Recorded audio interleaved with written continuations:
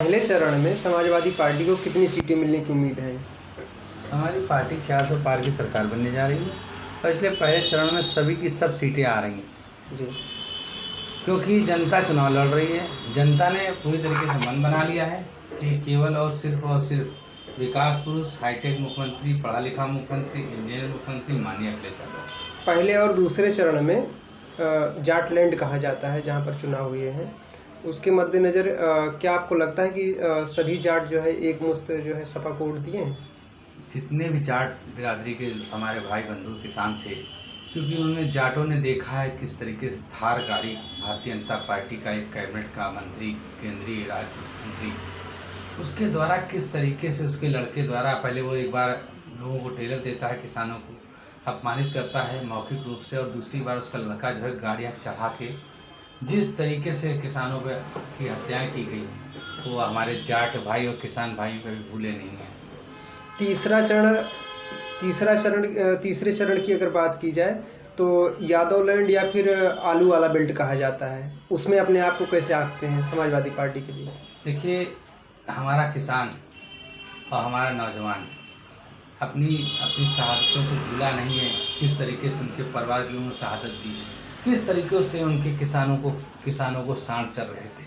योगी बाबा के सांड किस तरीके से साइकिल से जा रहे हुए व्यक्ति या गाड़ी से जा रहे हुए व्यक्ति या सड़कों पर चल रहे माताएं बहनें और बच्चों का किस तरीके से सांडों ने उनको पटकने का, उनको मारने का, उनकी हत्या करने का काम किया। बाबा के सांड खुलेआम घूमते रहे। रात में किसान खेती बचाता है और दिन में खेती को बचाता है, रातों दिन अपना समय व्यतीत करता है, उसको उचित मुआवजा नहीं मिला, उचित मूल्य नहीं मिला। पूरी तरीके से किसान, नौजवान, छात्र सभी परेशान थे। घर परिवार पूरा उनका बर्बाद कर दिया। बेरोजगारी महामारी पूरी तरीके से उत्तर प्रदेश को खा गई।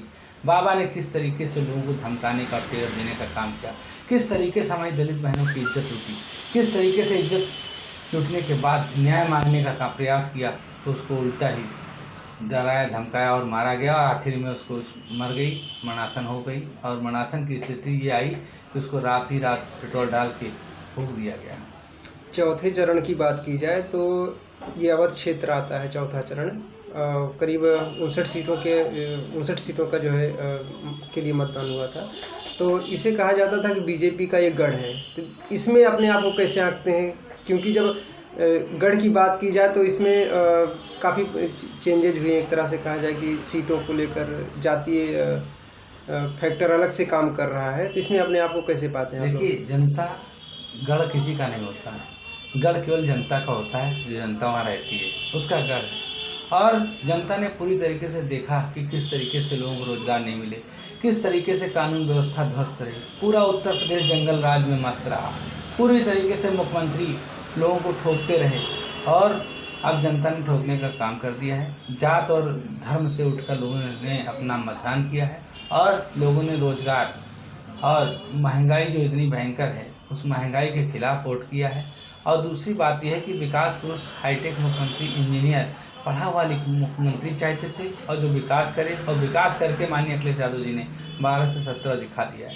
इसलिए पूरी तरीके से जनता मन बना चुकी थी कि मुझे कुछ नहीं करना है, ना मुझे जात पे जाना, ना धर्म में जाना, ना किसी भेदभाव पे जाना। मुझे साइकिल चलाना है और स्वास्थ्य अपना अच्छा करना है और प्रदेश को उत्तम प्रदेश बनाना है। अभी करीब 162 सीटों का चुनाव होना बाकी है, मतदान होना बाकी है। तो पूर्वांचल के क्षेत्र आता है, वहाँ पर बीजेपी और सपा की लड़ाई आमने सामने की है। तो इस स्थिति में आप क्या अपने आप को आंकते हैं? देखिए, जनता ने मन बना लिया है क्योंकि बीजेपी लड़ाई में बीजेपी कहीं नहीं है। अब केवल जनता समाजवादी सरकार बनाने जा रही है, 400 पार की सरकार बनने जा रही है, कहीं पे कुछ है नहीं।